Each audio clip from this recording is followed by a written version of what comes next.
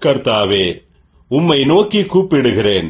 நீரே என் அடைக்கலமும் ஜீவனுள்ளோர் தேசத்திலே என் பங்குமாயிருக்கிறீர் என்றேன். கர்த்தருக்குள் பிரியமானவர்களே, உங்கள் அனைவருக்கும் இனிய காலை வணக்கங்கள். இன்றைய வேதவசன தியானத்திற்கென்று நாம் தெரிந்தெடுத்திருக்கும் வேத பாகமானது 2 நாளாகமம் 29 அதிகாரம் 11 வசனம். என் குமாரரே, இப்பொழுது அசதியாயிராதேயுங்கள்.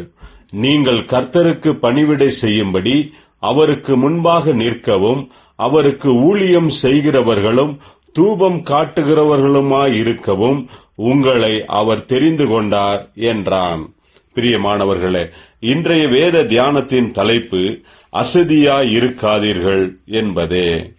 யூதேயா மற்றும் எருசலேமின் ஜனங்கள் கர்த்தருக்கு கீழ்ப்படியாமல் அவருக்கு விரோதமாய் இருந்தபடியால் அவர்களுடைய பாவத்தின் நிமித்தமாக கர்த்தருடைய கோபத்திற்கு உள்ளானார்கள். எசேக்கியா என்பவன் யூதேயாவின் ராஜாவானதும் முதலில் கர்த்தருடைய ஆலயத்தின் கதவுகளை திறந்து அதை சுத்திகரிக்க தொடங்கினான்.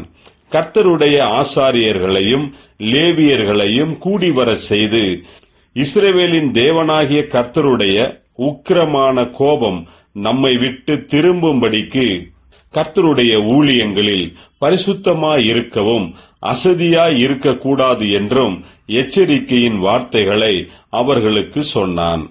பிரியமானவர்களே, கர்த்தர் நமக்கு கொடுத்திருக்கும் ஊழியங்கள் பொறுப்புகளை உதாசீனத்துடனும் கவனக்குறைவாகவும் அசதியாகவும் இல்லாமல் மன உற்சாகத்துடனும் மகிழ்ச்சியாகவும் நிறைவேற்றுகிறவர்களாக நாம் இருக்க வேண்டும்.